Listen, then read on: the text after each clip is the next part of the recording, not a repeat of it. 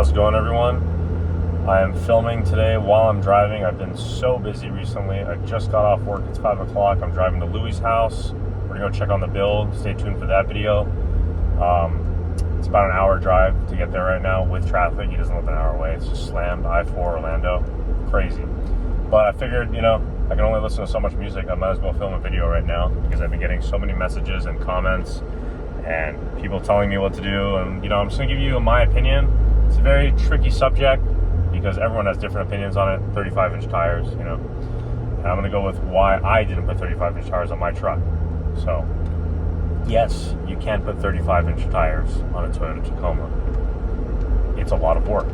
So, I put on a Toyo MT mud terrain. A Toyo mud terrain runs a lot larger than other brands out there. So it's a true 35. It was a 35 by 12.5 by 17-inch wheel with a negative 12 offset Innovate Racing G600 wheel. So just, typical offset for an aftermarket Toyota Tacoma. A lot of people go with negative 12. The tire size, pretty generic 35. We started cycling the suspension and it was just hitting everything. So it was gonna be a lot of work and we're on a time crunch. And I just had to ask myself, do I really want to go through all the work really required to clear 35s? I'm talking about a full turn, full compression, all of that. Sorry if there's rain in the background. It's about to start storming, so maybe I can edit it out. If I can't, oh well. So we started cycling it and, we're gonna have to cut so much, do the JD Fab inner fender replacements, relocate the battery, a bunch of things.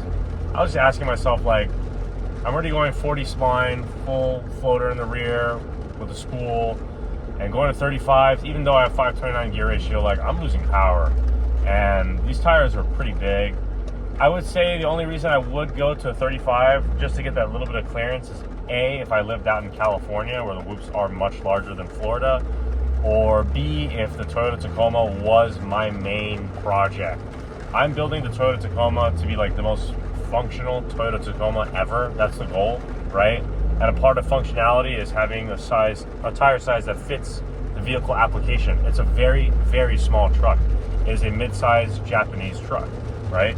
33-inch tires never did me wrong out there. I have great suspension. I go out, I hit jumps, whoops, I do rock crawling, you name it. I've done it all in Florida. And for Florida, I've never had an issue with 33-inch tires. Now, like I said, somewhere else I might have issues. I might need more clearance. But out here, I've never once been I want 35s besides it just looking awesome, right? A bunch of my friends have 35s and I smoke them out from the whoops. No issue. So suspension is the game. Tire clearance is another game.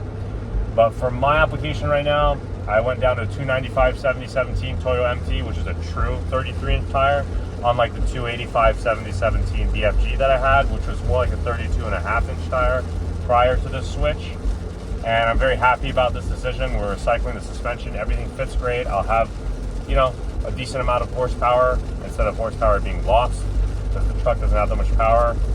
And, I'll see where things go. But right now, I'm satisfied with this decision and there's no reason for me to go to a 35.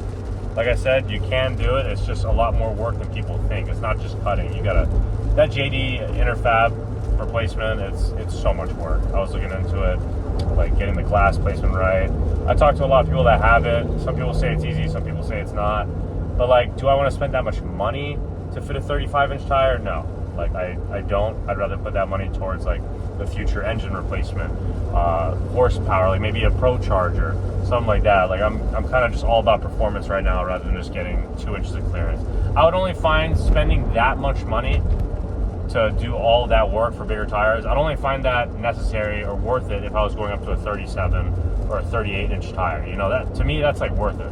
But just jumping up 2 inches, all that money, I'm it's I've been next to Tacomas at 35s. Just that much money and work just for 2 inches of clearance is not worth it to me. So that's my opinion, at least. 35s are sick. And another reason, if this was my dedicated build, sure, I would go through all that work. But like I said, Toyota Tacoma, long travel. I'm trying to make it the best Tacoma possible. That's the goal. Functionality. I want this to be a truck that I can do everything. Whoops, rock crawling, going in very tight trails. I wanted to do it all, right? But my next build is going to be a full dedicated desert annihilator, 40-inch tire, trophy truck application. Like that's what I'm going for on my next build. That's what I want. So that's why I'm not too butthurt with staying with 33-inch tires. It's whatever. I'm gonna have builds with much bigger tires, you know, and those tires will match the application that I'm putting it on, right? Like an F-150 pre-runner, 39, 40-inch tires, you know, a Bronco pre-runner.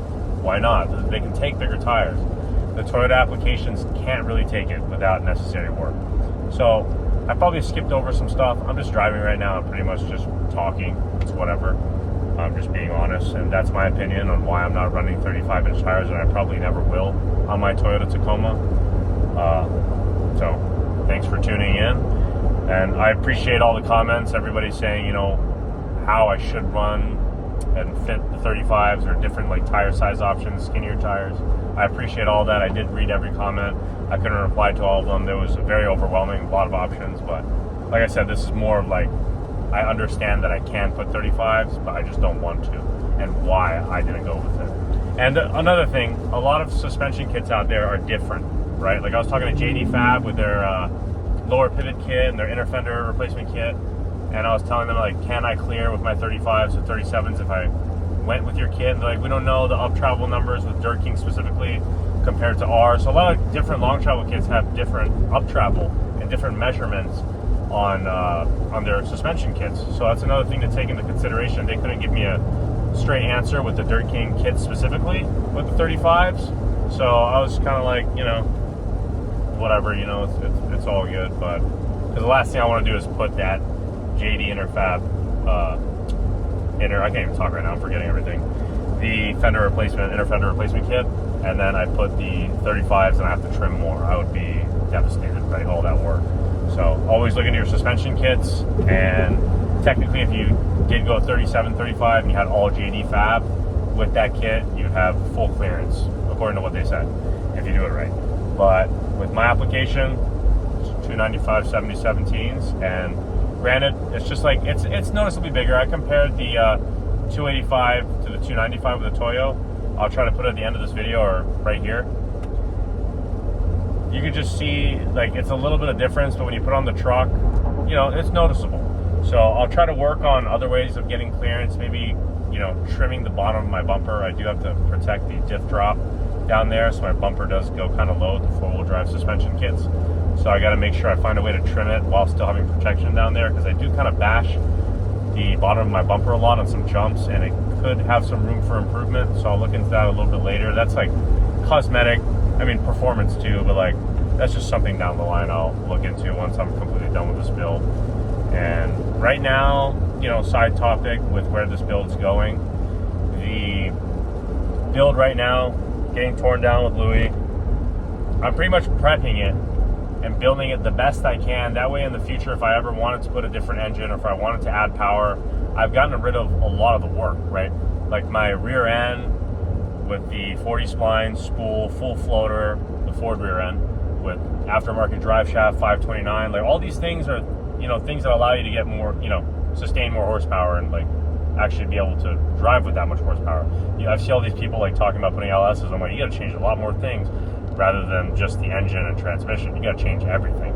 So like me, like building this Tacoma up, caging it, getting all the suspension out of the way, putting this rear end on, doing all this work, going to the wheelwoods all around, the brakes, making sure everything's built. That way, like when it does come time for adding horsepower, whatever route I go with engine swap or boost, whatever, I pretty much have a lot of the steps already cut out of the way. So the truck will be able to handle that much horsepower. So that's kind of what I'm at right now, is kind of prepping the truck and building like the foundation of it, like a strong truck, right? Chrome ollie, TIG welded cage inside. I'm not skipping out on any steps when it comes to that cage. I want to make sure everything is tied in, everything's tight and gusseted and plated on the frame. The engine cage is strong, the rear, that cage is tying in. Everything's gonna be strong that way. When the time comes, we're ready to put more horsepower in there, and I won't have to do as much work. It's a lot of work. Actually, Donut Media is working on a Ford Ranger long travel. You guys should go check out their video. I was just watching it, putting an LSX 454, kind of like what I want. And it was kind of scary watching it because they were getting into the realms of almost $50,000 on an engine swap. It just shows you how out of control it can get. I'm not saying it's going to be $50,000. It could be much less than that. But they show you step by step what they did with a similar application to what I have. doing an engine swap, and how much work went into it. And you can see just how it's a great video, watch it.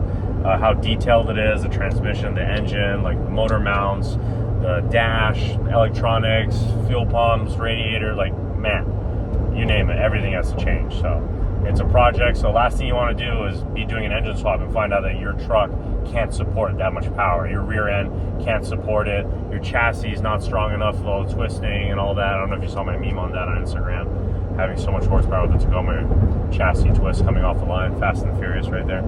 But yeah, you got to make sure your truck can handle it. And the same thing goes with these 35s. You can't just put 35s on and expect your truck to handle it just because you have a long travel kit.